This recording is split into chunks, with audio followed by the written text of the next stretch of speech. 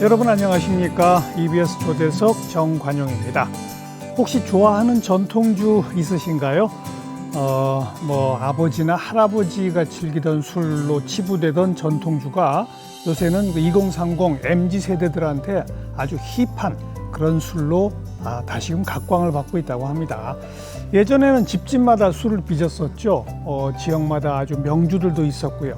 근데 일제강점기부터 하나둘 사라져 갔는데 평생을 이 전통주 복원에 바치고 계신 분이 있습니다. 무려 850여 종류의 전통주를 복원해 내셨고요. 전통주 제조 교육도 하시고 각 지자체와 함께 이 지역 특산주 개발에도 지금 앞장서고 계신 한국전통주연구소의 박록담 소장님을 함께 만나겠습니다. 소장님 어서 오십시오. 네, 반갑습니다. 좋은 기회 주셔서 감사합니다.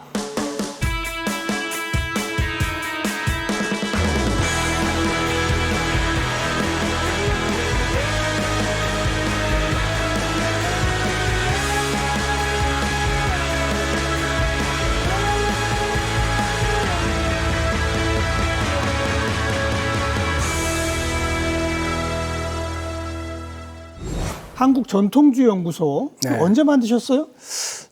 1999년. 오, 벌써 오래됐군요. 네, 그렇습니다. 그때 이제 제 이름 딴 녹담 문화센터로 시작을 했습니다. 그래서 지방 돌아다니면서 할머니, 할아버지한테 배웠던 술빚기. 그다음에 이제 그 후에 맥이 끊어지고 사라진 술, 기록에 남아있는 존재한 술들을 재현하면서 터득한 노하우, 기술, 방법들을 좀 이걸 공유했으면 쓰겠다. 교육도 하고. 예, 그래서 교육이라고 하는 걸 시작을 했고요. 지금은 이제 술 빚는 법을 배우는 기본적인 법을 배우는 과정. 조금 이제 상품화를 생각하는 사람들이 심층적으로 양주 기술을 체득하는 과정. 초급반, 고급반. 예, 거기에서 이제 한 단계는 자기 상품을 만들어서 그걸 훈련하는 과정. 그다음에 이제 저와 같은 사람들을 양성하는 전문가 과정. 이렇게 나눴는데 세대들이 이제 젊어지면서 빨리빨리 원해요. 그래서 지금은 그 4개 과정을 2개 과정으로 압축해서 소위 이제 박록담류라고 하는 술을 과정, 전수자 과정, 이수자 과정 이렇게 2개를 운영하고 있습니다. 네. 전통주가 어디서부터 어디까지가 전통주다라는 무슨 특별한 규정이 있어요? 주세법상에는 전통주 등의 산업진흥에 관한 법률이 있습니다. 그런데 그 법률의 근거가 지방마다 문화재로 지정된 술들이 있거든요. 그다음에 식품 명인들이 생산하는 술들이 있고요. 지역의 농산물을 활용해서 생산자나 농어민 주체가 생산하는 지역 특산주 이들 술을 지금 현재 전통주라고 정의하고 있습니다. 그러나 문화적으로는 한 집안이나 그 지역에서 대물림 해오고 시대성을 반영하면서 정착화돼서 고유한 맛이나 향을 갖고 있는 술. 그다음에 이제 제일 중요한 것은 우리 농산물을 쓰는 것이 자기가 농산물. 생산한 농산물. 이게 이제 전통주의 정의라고 보시면 되겠습니다. 말씀하신 것처럼 과거에는 이제 집집마다 가양주라고 해서 그렇죠. 술을 빚지 않았습니까? 그런데 그 종류가 뭐 한 1000여 종이 된다고요? 기록에 나와 있는 것만 보면 술 이름만 한 600종류 되고요. 한 가지 술도 이제 여러 가지 방법들이 바뀐 술까지 포함하면 기록상으로는 1100가지가 넘습니다. 그런데 이들 술들은 귀족들, 상류층들, 양반가의 술들이고요. 그렇죠. 중산층이나 이제 서민층의 술들은 아예 기록이 없으니까 훨씬 더 다양한 술들이 제조되고 전통으로 이어져 왔을 거라고 생각이 되죠. 양반가 집들은 각자 자기 집만의 어떤 전통적인 비법으로 술을 빚으면서 어떻게 빚는다라는 걸 기록으로 남겼군요. 네네. 더 중요한 것은 그 술 빚는 주방문이라고 하는데 술 빚는 기록 외에 그에 따른 술 안주까지 전부 음식 만드는 법까지가 기록이 되어 있습니다. 그래서 대개 주, 찬, 방 이런 책들이고 이것들이 다른 집에 흘려나가지 않고 자기 집만의 전통으로 이어가기 위한 술 비법이 파생되는 것보다는 보존하는 쪽으로 대물림해서 그 기록들을 남겼던 것 같습니다. 남긴 기록이 사라지지 않고 그래도 보존이 되고 있군요. 그렇죠. 지금 최근 발굴된 것까지 하면 110권 정도가 됩니다. 문헌만. 그런데 그 중에는 이제 남성들에 의해서 써진 기록이 한 60% 정도 되고요. 나중에는 1900년대 또 1800년대 후기로 오면 방가에 여인들에 의해서 한글로 쓰여진 주방문도 등장합니다. 그러니까 이게 남성들에 쓰여진 기록들은 아주 간략하지만 여성들에 의해서 쓰여진 기록은 아주 조금 구체적입니다. 네, 그래서 참고하는 데 많은 도움이 되죠. 네. 뭐 프랑스 하면 와인, 또 일본 하면 사케, 네. 또 뭐 중국 하면 이제 백주, 뭐 이런 그 나름이 있는데 한국 전통주의 특징, 특색이라면 뭐라고 꼽을 수 있겠습니까? 가장 두드러진 특징에서 이제 차별화되는 게 하나가 있는데요. 다른 나라의 술들, 와인, 맥주, 뭐 사케, 다 중국의 백주 마찬가지입니다. 그 나라 사람들이 부식으로 여기는 남아도는 재료를 가지고 술을 빚습니다. 그런데 우리나라 사람들이 그 지역에 살면서 그 지역에서 생산되는 쌀, 밥에 먹는 쌀로 술을 빚는다고 하는 것입니다. 주식으로. 그렇죠. 그런데 주식하고 부식의 개념은 전혀 다르죠. 주식은 체질화된 것이고 부식은 지속적으로 먹을 수 없다는 단점이 있거든요. 그런데 쌀로 빚는 술이니까 가장 체질화됐다고 봐야 되겠죠. 그런 점에서는 다른 나라 술들보다 건강이 더 좋은 술로 인식이 할 수 있겠고요. 네, 우리의 주식인 쌀로 빚어서 언제나 계속 마실 수 있다. 그렇죠. 이렇게도 볼 수 있는데 그런데 뭐 저도 그냥 보충 쌀에다가 누룩 빚어갖고 사면 기본적으로 막걸리가 된다. 여기까지는 이제 대충 알거든요. 근데 그게 집집마다 다 다르다는 얘기는 그 다음에 어떻게 한다는 겁니까? 한 가지 쌀이라도요. 이제 형편에 따라서 어떤 집은 보리쌀을 먹고 어떤 집은 수수를 먹고 조를 먹지 않습니까?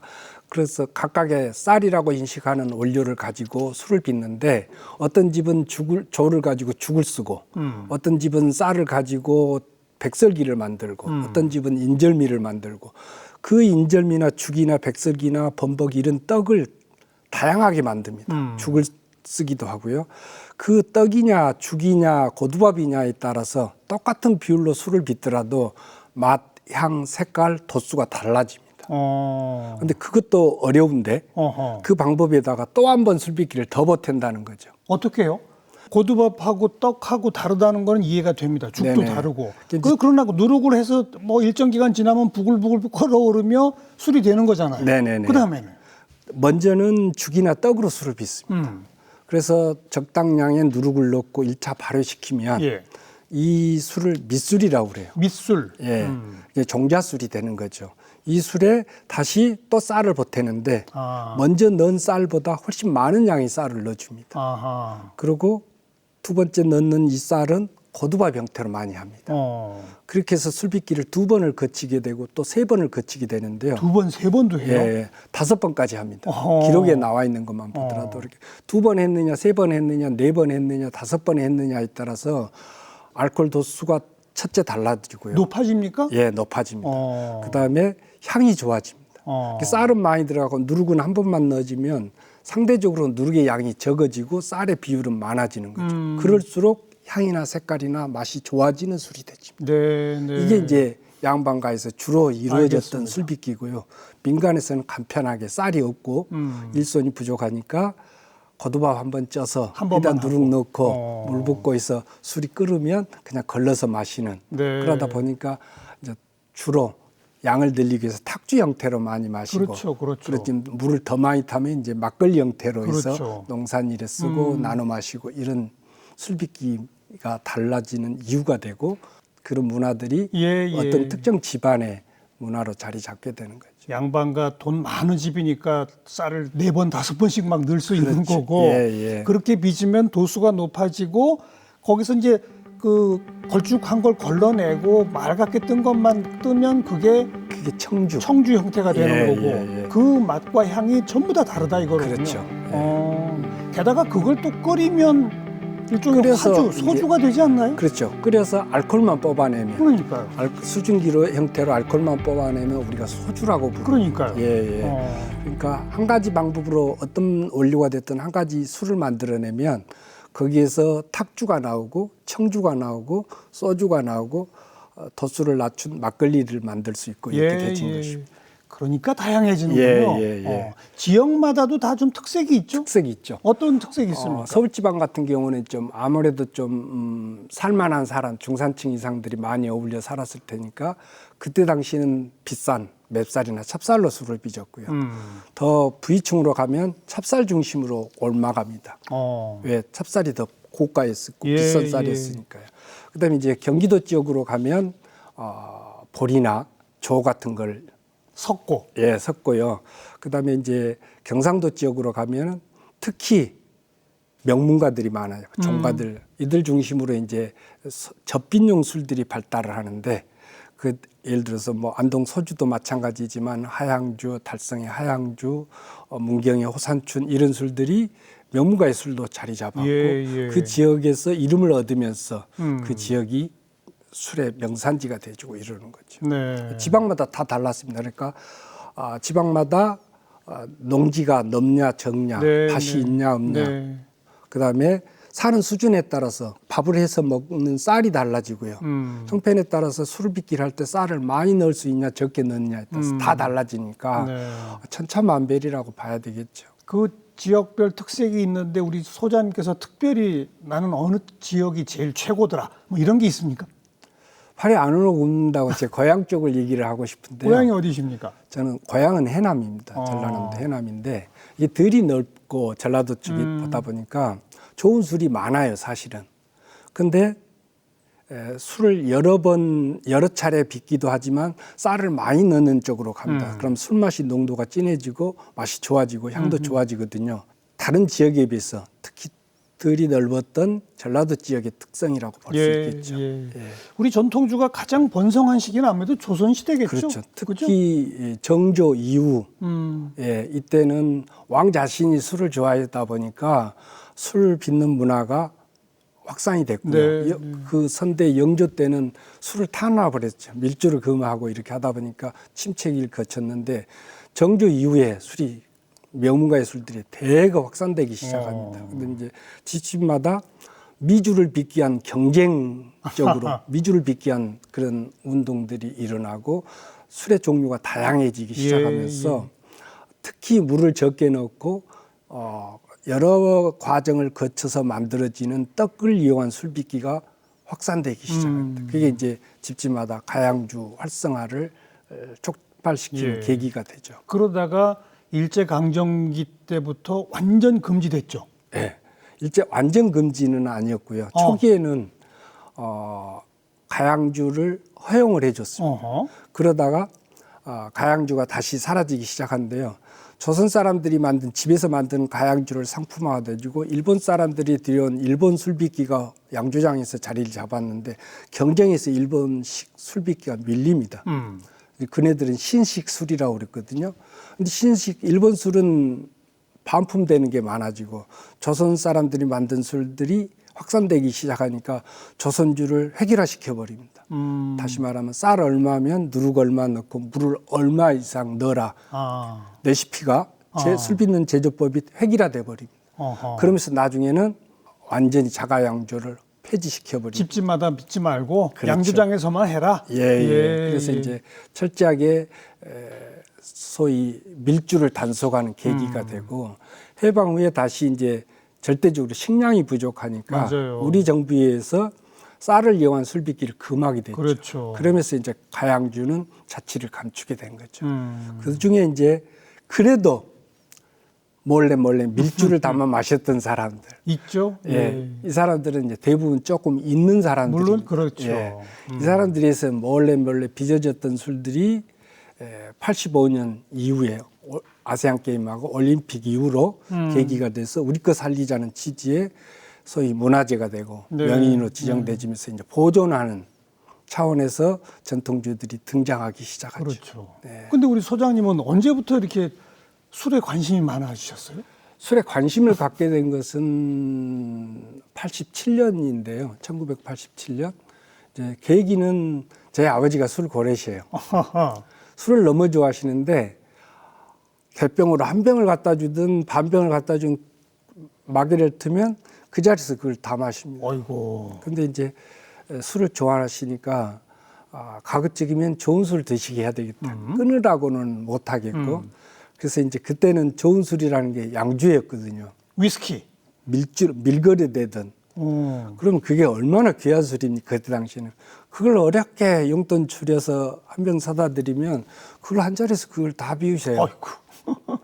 근데 이게 이제 술값을 감당을 못 하겠는 거죠, 제가. 그래서 좀 싸고 양이 많은 술을 찾자. 그래서 이제 친구들 사는 동네 밀주 담는 할머니들한테서 술을 사다가 아버지를 드리면 그렇게 좋아하셨어요. 예. 그러다 보니까 이제 꾀가 생긴 거지, 점점. 그 밀주들은 현장에 가야만 구할 수 있는 거죠. 그렇죠. 미리서 약속하고 가야 되고. 그래서 그 술들을 사러 가서 술 빚는 것을 보고 배우기 시작을 했어요. 그러면 직접 빚어서 드리면 훨씬 더 돈이 적게 드는 거죠. 그렇죠. 그래서 시작하게 된 게 13년 동안 133집의 밀주들을 찾게 됐습니다. 그것을 체계화시키고 기록하게 된 게 네. 사실상 오늘까지 오게 된 것입니다. 본인도 술 좋아하세요? 저는 술을 못합니다. 어떻게 그렇게 달라요? 그러니까요. 외가 체질을 닮았는가 봐요. 저는 1년 중에 30일이 안 됩니다. 술 마시는 날이. 그리고 한 번 마시면 석 잔 이상을 못 넘깁니다. 체질적으로 안 맞아서. 그래도 본인이 직접 복원한 그 술 빚은 다음에는 마셔봐야 될 거 아니에요? 맛은 봐야 되죠. 맛은 볼 줄. 맛만 보신다? 예. 그래서 이제 술을 좋아하면 네. 술 맛에 대한 객관성을 유지하기 어려운데 술을 못 하다 보니까 알겠습니다. 예, 어떤 술이 좋다 나쁘다 조금 분별할 수 있는 계기가 된 거죠. 그렇죠. 네. 그렇게 이제 집집마다 할머니 할아버지를 찾아다니다가 그다음 이제 문헌도 찾아보시고 예. 그러면서 하나씩 더 모아지는 거 아닙니까? 그렇죠. 그러니까 그 133개의 술을 배울 때까지만 하더라도 대한민국에서 나만큼 많은 술을 빚을 수 있는 사람은 없다 이렇게 자부심을 가졌는데요. 그런데 당연히 정부가 중국과 교류가 시작되면서 중국 시장에 개방이 됐으니 중국 시장에 우리 술을 팔아보자. 그런 계기가 있어가지고 중국 시장을 개척하러 갔어요. 그래서 전 세계 바이어들을 대사관들 초청해서 우리 술을 홍보할 수 있는 기회를 가졌습니다. 거기 갔는데 제가 충격을 받았던 게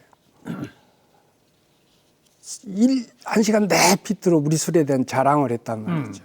그리고 이제 한 시간 동안 시음하는 계기가 있었는데 외국인들이 우리나라에서 제일로 잘 팔리는 소주를 맛보더니 그 소주가 문제가 있다고 얘기를 하는 거예요. 질문 있으면 하십시오 하니까 이 술에 문제가 있다 이랬는데 그래서 가서 무슨 문제냐 그랬더니 이 술이 부패됐다 이러는 거예요. 부패됐다? 예, 소주가 부패될 수는 없잖아요. 그러게요. 그래서 무슨 뜻입니까 그랬더니 술에서 곰팡이 냄새가 난다. 누룩으로 빚었으니까 곰팡이 냄새가 나야 맞는 거죠. 누룩 향이 곰팡이 그렇죠. 냄새죠. 예, 그때까지만 하더라도 저는 누룩 향이 우리 술의 향인 줄 알았어요. 그런데 외국인들 그 사례에서 보듯이 이건 부패치예요. 그래서 충격을 받았죠. 소주에서 부패치가 나고 곰팡이 냄새가 나면 약주에서는 얼마나 나겠어요. 더 나겠죠. 예, 그 할 말이 없는 거예요. 그래서 이제 그때 충격으로 돌아와서 지금까지 공부한 게 허사다. 이걸 계속 해야 될지 말아야 될지 고민을 했죠. 근데 너무 아까웠고 미련이 남는 거죠. 그러면 일제강점기 해방 후에 어려운 시기를 거치기 이전에 조선시대 때 술은 어땠을까? 그때 술도 지금처럼 누룩냄새 나는 술이면 미련 없이 그만두고 다른 방향을 찾자 이렇게 시작을 했는데 그렇게 해서 도전한 술이 석탄향이라는 술이었습니다. 석탄향? 예. 석탄 냄새가 납니까? 안타깝다는 뜻이고 아낄 석자고 안타까울 석자고 애석하다 할 때 석자. 예. 그리고 삼킬탄자입니다. 삼킬탄자. 삼키기 아깝다. 예. 맛이나 향이 좋아서 입에 머금고만 있고 싶다 이 뜻이거든요. 그 무슨 술 이름이 이러냐 해가지고 이걸 처음 도전했어요. 근데 이걸 그러니까 그 전에 133가지는 할머니 할아버지들한테 배운 거고. 그렇죠. 문헌만 가지고 처음 도전하신 게 석탄향. 예. 그래서 그 술을 처음 빚는데 안 되는 거예요. 근데 그 기록에 그 맛이 어떻다라는 기록까지 다 있어요? 네.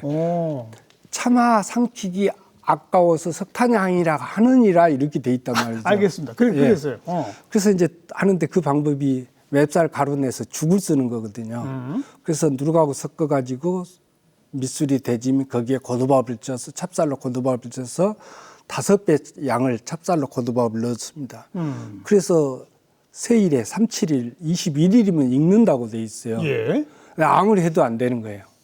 그렇게 빚어놨더니 삼키기 아까운 그런 맛이 안 나요. 예. 아예 발효가 안 되는 거예요. 발효도 안 돼요. 예. 다 산패해버리는 것이죠. 계속 그러다가 11번째 다시 석탄향을 도전했는데 술을 어떻게 해야 되구나. 그래서 이번에는 내가 어떻게 했는지를 좀 기록하기 시작해요. 그래서 이제 하나하나 방법들을 찾아가기 시작하고 그때부터 이제 사라지고 맥이 끊어졌던 그곳에 기록됐던 술들을 재현 작업을 시작을 해요. 알겠습니다. 거기에서 술 빚는 방법을 찾고 이 술은 특징이 뭐고 왜 이런 술 이름이 있었고 술 빚기 할 때는 뭘 주의해야 되고 그걸 전부 기록으로 남기셨네요. 기록으로 남겼죠. 그렇게 해서 복원된 게 850종류. 네. 예. 이렇게 1037개 정도 되는데요. 원료가 없어 사라져버리고 없어서 아니면 중국산 원료이거나 이래서 이런 술들은 못하고 우리 땅에서 조달할 수 있는 원료 갖고 할 수 있는 술은 다 했습니다. 그래서 우리 술 빚는 방법, 원칙, 법이라는 게 뭐라는 것을 이제 정리를 해서 책도 내고 교육도 시작하고 이렇게 한 것이.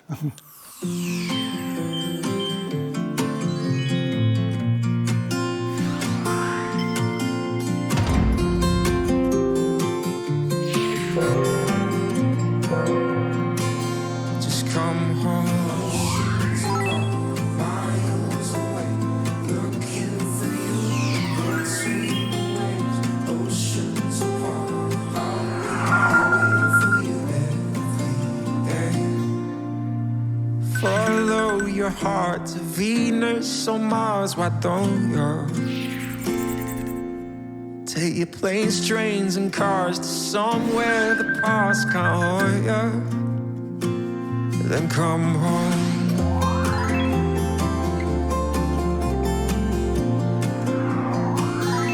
Come home.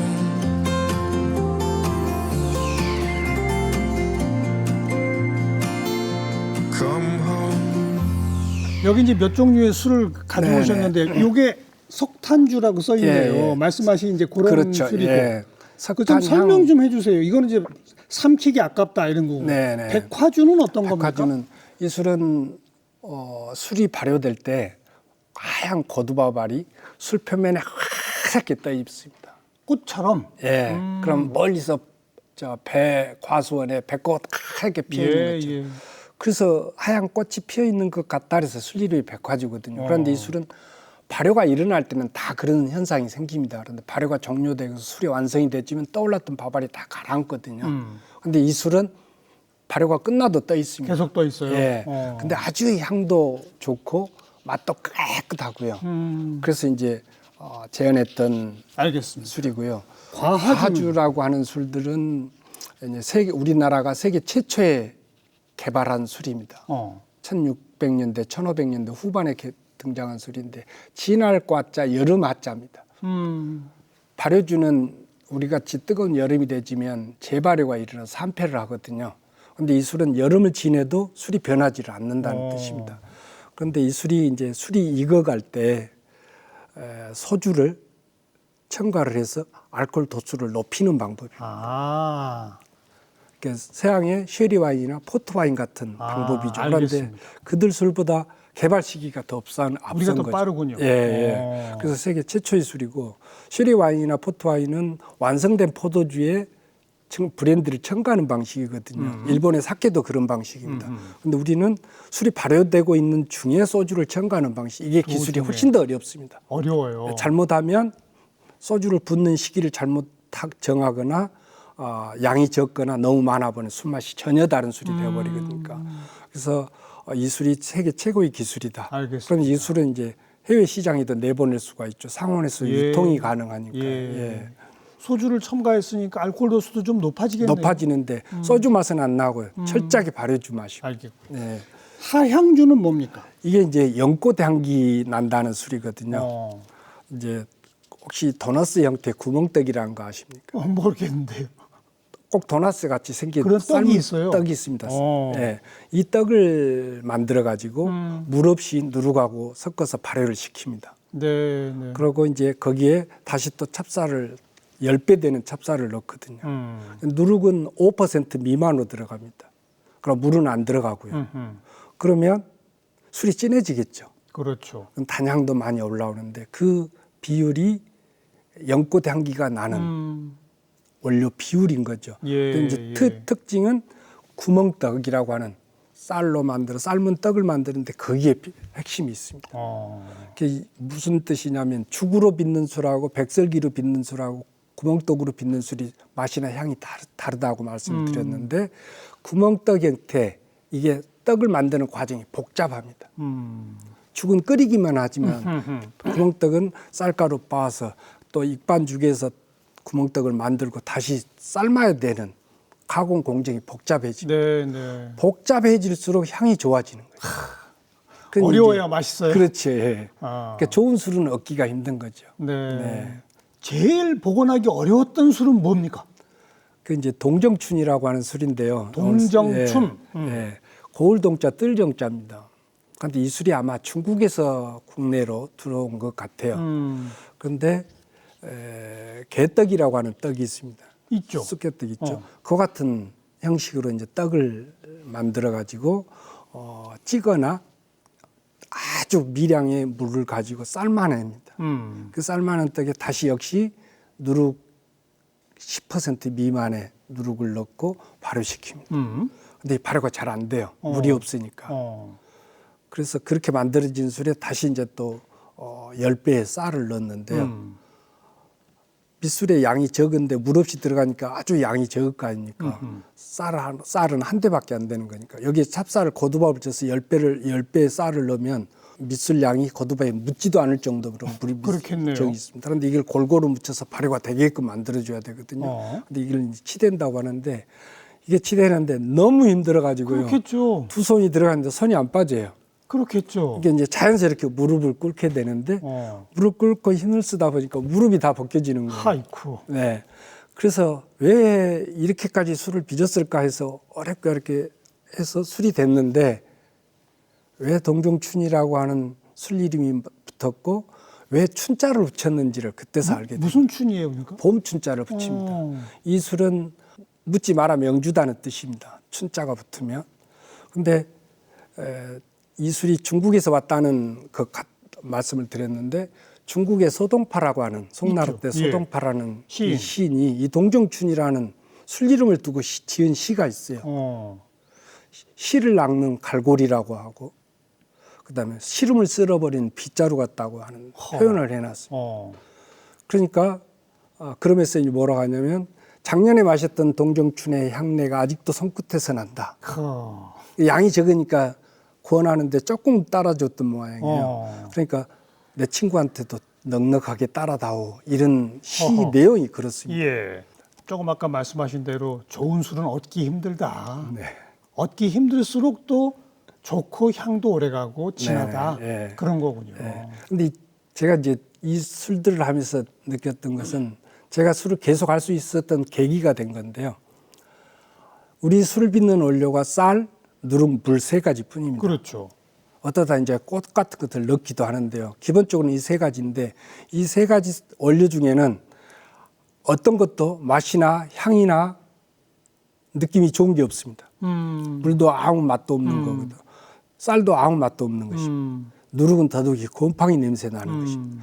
이 세 가지 원료가 어우러져서 술이 됐었는데 네. 이 원료에는 없었던 과실향, 사과향, 포도향 같은 과실향하고 꽃향이 납니다. 이런다 하면 포도 갖고 빚어서 포도향이 나고 사과 갖고 빚어서 사과향이 나는 와인하고 경쟁해도 되겠다. 우리 술이 훨씬 스토리가 풍부하다는 것이었어요. 알겠습니다. 그때부터 이제 우리 술에 향에 빠지면서 사라진 술 재현하는데 네. 탄력을 받게 된 거죠. 방금 그 소동파 시인 얘기하셨습니다만 네네. 우리 소장님도 시조 시로 등단하신 시인이시잖아요. 네. 술에 관한 시도 많이 쓰셨잖아요. 400 지금 500편이 다 돼갑니다. 그리고 동정춘에 대한 시도 쓰셨잖아요. 네네. 혹시 오늘 가져오셨으면 네, 좀 예. 동정춘에 관한 시 읽어드릴까요? 낭독해 네. 주시겠어요? 그러겠습니다. 동정춘을 마시며 세상 산다는 것 그늘 있게 마련이나 맑은 물에 머리 풀고 깊은 산매에 들면 하늘빛 창끝 같은 날에도 청량한 생각이인다.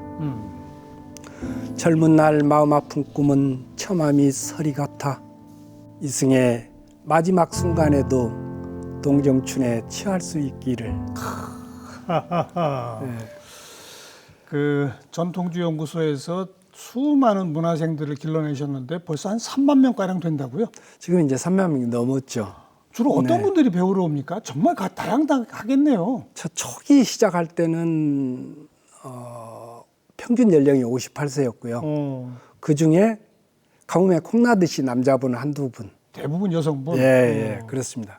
근데 지금은 20대, 30대가 절반 이상이 넘었고요. 허허허. 여성들보다 남성 비율이 많아졌어요. 네, 그럼 연령층의 저연령화하고 성비가 남성으로 바뀌었다는 것은 남자들의 술에 대한 관심도가 그만큼 넓어졌다는 것 뜻하죠. BTS의 진도 와서 배웠다면서요? 예. 그 친구 덕을 많이 봤습니다. 홍보가 팬들이 많이 참 됐겠죠. 많죠. 근데 그 친구가 정말 진정으로 술을 배워요. 예. 그리고 한 번 체험으로 끝나는 게 아니라 지속적으로 군대에 가 있으면서도 휴가 때마다 나와서 술을 빚어놓고 가고. 술을 좋아하는군요. 예, 정말 좋아하더라고요. 예. 그런데 그 친구 덕분에 이제 우리 술에 대한 관심들이 많이 높아졌는데 그 친구 때문에 알려진 술을 빚고 마시고 싶어서 그렇죠. 외국에서 찾아오는 관광객들이 많아가지고. 외국인들까지. 예. 그래서 이제 하도 요청이 많아서 진이가 좋아했던 술 해가지고 그 술을 가지고 이제 체험 프로그램까지 가능합니다. 그래서 6월 달에는 두 팀, 30명, 40명, 50명씩 오고 7월 달에도 이제 조금 더 있으면 두 팀이 와서. 그런데 이제 하와이에서도 오고요. 예. 필리핀에서도 오고 태국에서도 오고 다른 나라들이 많아졌습니다. 그게 전통주 일일 체험 학교입니까? 그렇죠. 예. 어. 우리 술 얘기 듣고 특히 이제 한국의 술 문화에 대해서 갖고 직접 빚어보면서. 하루 만에 다 하는 거죠. 그렇죠. 예. 그렇게 한 술이 바로 이 나비의 꿀단지. 예. 이름이 왜 이렇습니까? 나비의 꿀단지. 이게 이제 봄 되면 전국에 야들여도 피고 이 꽃을 수십 가지 꽃을 채취해 가지고 술 빚을 때 꽃을 넣어줍니다. 꽃을 넣어요. 예. 그래서 이제 더할 가짜 향기 향자 그래서 가양주에 들어가는데 어허. 아까 말씀드린 대로 과주 제조법으로 빚어진 술입니다. 네.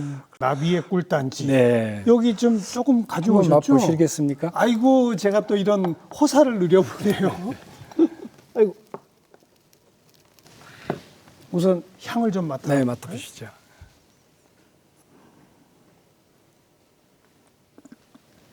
오, 어떻습니까? 아, 그건 왜 그 안진뱅이 술로 유명한 한산 소곡주 같기도 하고, 예. 그거보다 훨씬 달콤하면서 향이 강하네요. 네, 여러 가지 꽃이 들어가 있으니까 그러니까요. 그렇죠. 그런데 이제 이 술을 경험한 사람들의 공통적인 얘기는 와인에서 느끼는 풍부한 아로마, 북해향을 느낀다는 거였어요.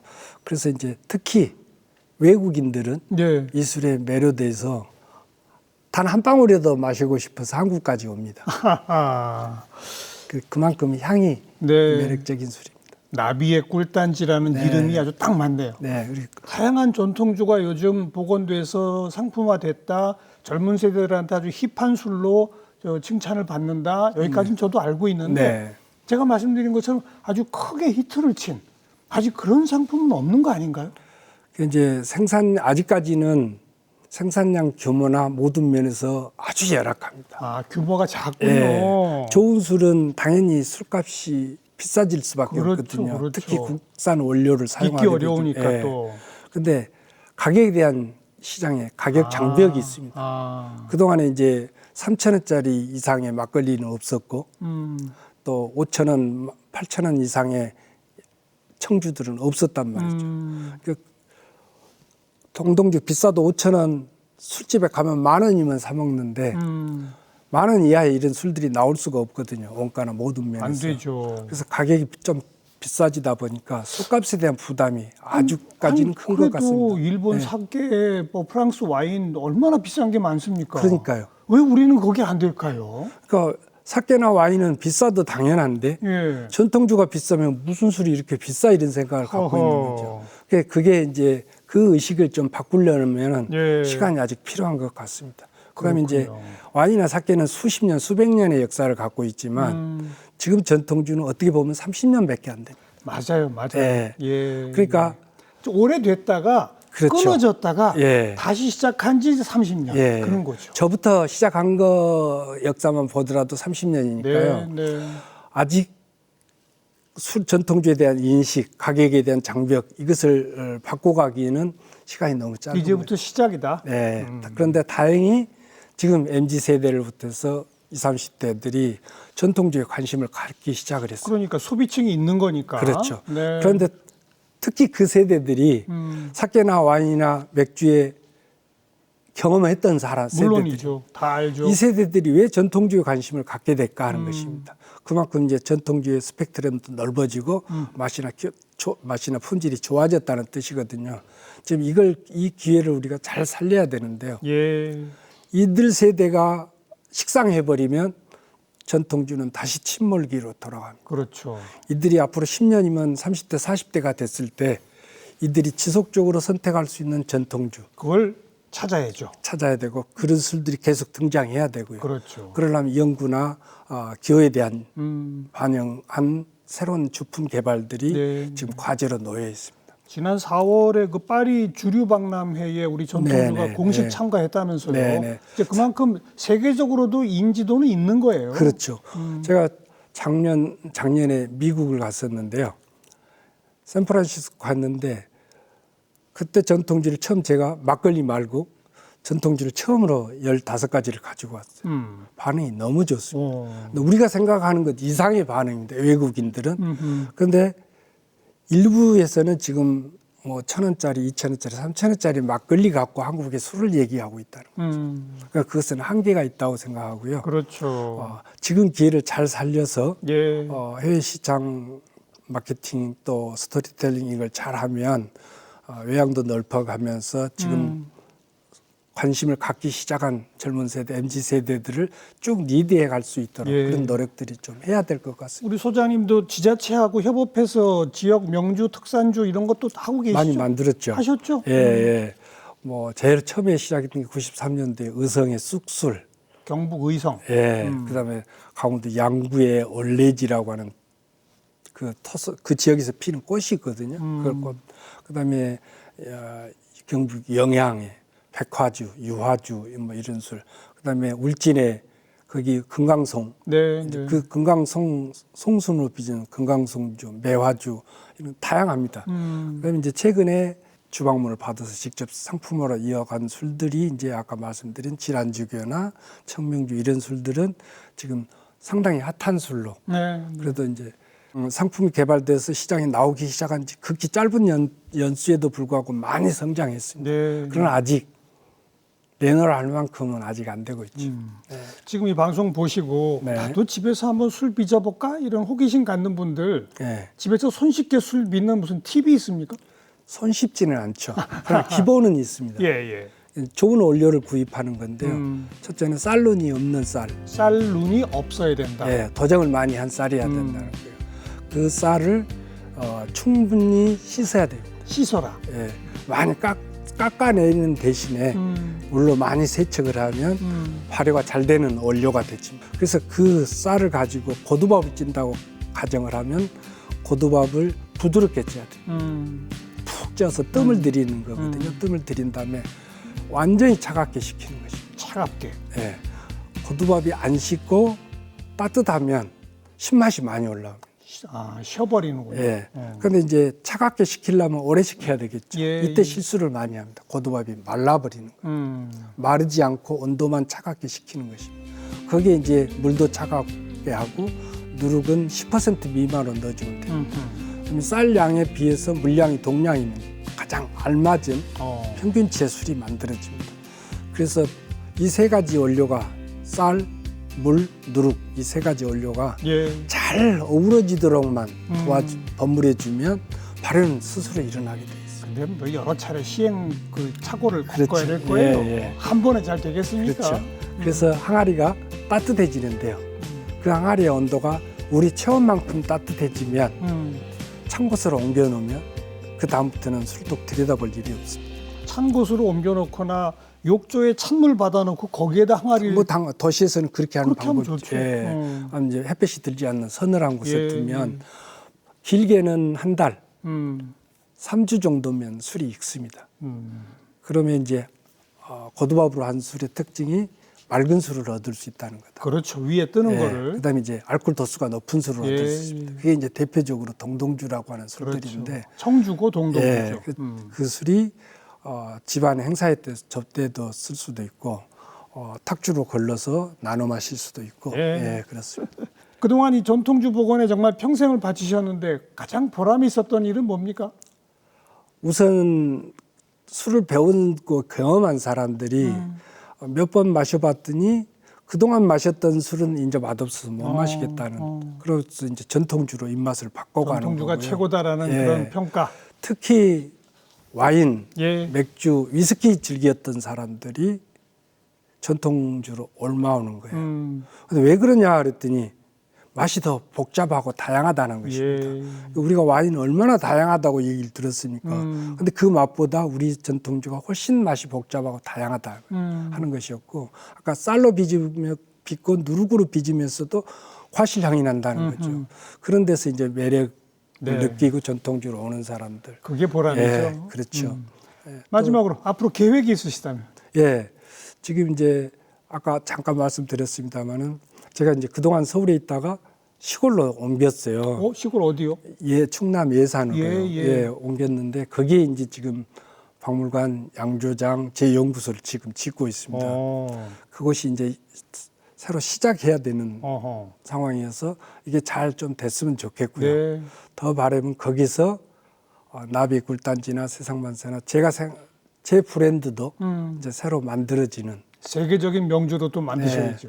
그래서 좀 두렵기도 합니다. 좀 아무래도 좀 박록담이가 만든 술 그러면 좀 기대치가 높을 수도 있을 것 그렇죠. 같아서 그 기대에 못 미칠까 아유. 좀 두렵기도 합니다. 나올 겁니다. 고맙습니다. 기대하겠습니다. 예. 네, 오늘 아주 재밌는 말씀 잘 들었습니다. 고맙습니다. 네, 고맙습니다.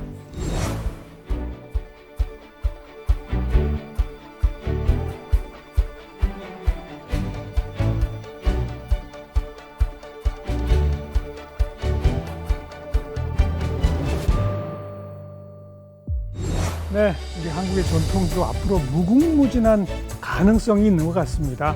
여러분들이 좀 좋아해 주셔야죠. 그런데 네, 다음 시간 또 뵙죠. 안녕히 계십시오.